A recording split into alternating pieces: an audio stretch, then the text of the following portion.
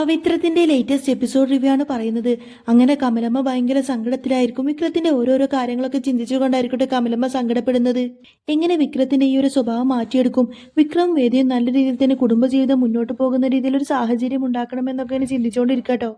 ഇതേ സമയത്ത് തന്നെ വേദക്ക് ആ ഒരു കാര്യം മനസ്സിലാവണം. മാഷിന്റെ മനസ്സിൽ വിക്രത്തിനോട് യാതൊരു ദേഷ്യവുമില്ല. വിക്രം ഇങ്ങനെ തെമ്മാടിത്തരം കാണിച്ചിട്ട് റൗഡിയായിട്ട് നടക്കുന്നതിന്റെ ആ ഒരു ദേഷ്യം മാത്രമേ മാഷിന്റെ മനസ്സിലുള്ളൂ. അല്ലാതെ മറ്റ് യാതൊരുവിധ ദേഷ്യവും മാഷിന് വിക്രമിനോടില്ല എന്ന കാര്യമൊക്കെ വേദക്ക് മനസ്സിലാവും. വിക്രമിനോട് അച്ഛന്റെ മനസ്സ് നിറയെ സ്നേഹമാണ് എന്ന കാര്യങ്ങളെല്ലാം തന്നെ വേദക്ക് മനസ്സിലാവുന്നുണ്ട്. എങ്ങനെയെങ്കിലും വിക്രവും വേദയും ഒത്തൊരുമിച്ച് ജീവിക്കാൻ വേണ്ടിയിട്ടുള്ള കുറച്ച് കാര്യങ്ങളൊക്കെ തീരുമാനിക്കാണ് കമലമ്മ. ഇതേ സമയത്ത് തന്നെ ശ്രീനിവാസൻ സാർ ആ ഒരു സത്യം വിക്രമിനോട് പറയുന്നത്. അന്ന് ആ ഭണ്ഡാരം മോഷ്ടിച്ചതിന്റെ പുറകിലെല്ലാം കളിച്ചത് ശ്രീകാന്ത് ആണ് എന്ന കാര്യമെല്ലാം തന്നെ ശ്രീനിവാസൻ സാർ അഭിലാഷിൽ നിന്ന് അറിഞ്ഞു എന്ന കാര്യങ്ങളൊക്കെ അറിയും. അഭിലാഷ് പോയിക്കൊണ്ടിരിക്കുന്ന സമയത്തിന് ശ്രീനിവാസൻ സാർ അഭിലാഷിനെ ഓടിച്ചിട്ട് പിടിച്ചിട്ടുണ്ടായിരുന്നു. എന്നിട്ട് അഭിലാഷ് തന്നോട് പറഞ്ഞ കാര്യങ്ങളെല്ലാം തന്നെ വിക്രമിനോട് പറയാട്ടോ.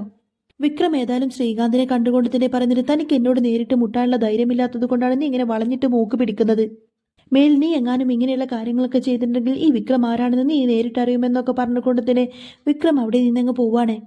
അതിനുശേഷം നേരെ വിക്രം പോകുന്നത് അഭിലാഷിനെ കാണാൻ വേണ്ടിയിട്ട് ബാറിലേക്കായിരിക്കും. ബാറിൽ ചെന്നിട്ട് വിക്രം നല്ല രീതിയിൽ തന്നെ അടി ഉണ്ടാക്കുന്നുണ്ട്.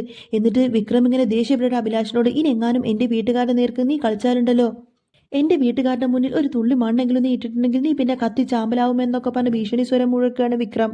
ഇതേ സമയത്തിന് വേദക്ക് മനസ്സിലാവുന്നുണ്ട് അമ്മ വിക്രത്തിനെ സ്നേഹിക്കുന്നതിന്റെ ഒരു 10 മടങ്ങെങ്കിലും വിക്രമിന്റെ അച്ഛൻ അതായത് മാഷ് വിക്രമിനെ സ്നേഹിക്കുന്നുണ്ട് എന്ന കാര്യമൊക്കെ വേദക്ക് മനസ്സിലാവുകയാണ്.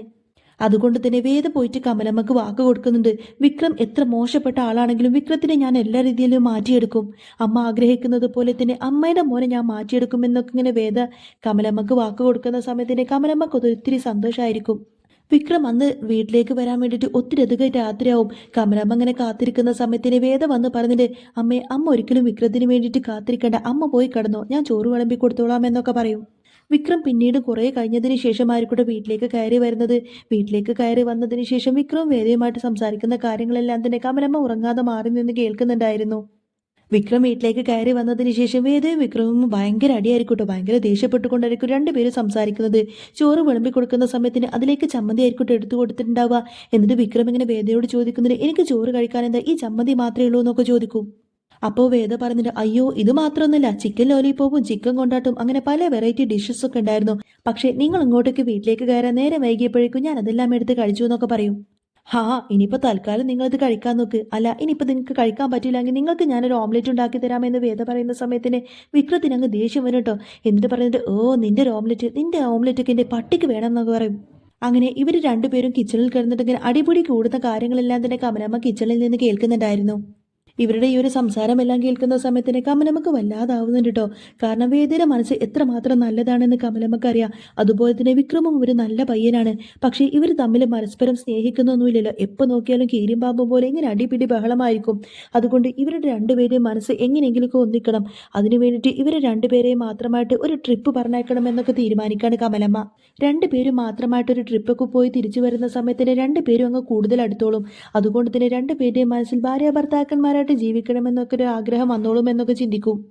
ഏതായാലും ഈ ഒരു കാര്യം മനസ്സിൽ വെച്ചുകൊണ്ട് തന്നെ കമലമ്മ പിറ്റേ ദിവസം വിക്രത്തിനോട് പറയുന്നുണ്ട് രണ്ടുപേരും കൂടി ഒരു ഹണിമൂൺ ട്രിപ്പ് പോകണം എന്നൊക്കെ പറയും. ആദ്യം വിക്രം അതിനെ എതിർക്കുന്നുണ്ടെങ്കിലും കമലമ്മയെ അങ്ങനെ എതിർത്ത് നിൽക്കാനൊന്നും വിക്രത്തിന് കഴിയില്ലല്ലോ. അങ്ങനെ നിർബന്ധിച്ചുകൊണ്ട് തന്നെ കമലമ്മ പറയുന്ന സമയത്തിന് വിക്രം അതിന് സമ്മതിക്കാണ്. വേദയും കൂട്ടിക്കൊണ്ട് തന്നെ ആ ഒരു ഹണിമൂൺ ട്രിപ്പിന് പോകുന്നുണ്ട് രണ്ടുപേരും. വിക്രം വേദയുമായിട്ട് പോകുന്ന സമയത്തിന് രണ്ടുപേരും ബീച്ചിലൊക്കെ കറങ്ങി നടക്കുകയും വേദയ്ക്ക് ഇഷ്ടമുള്ള സാധനങ്ങളൊക്കെ വാങ്ങിച്ചു കൊടുക്കുകയൊക്കെ ചെയ്യുന്നുണ്ട്.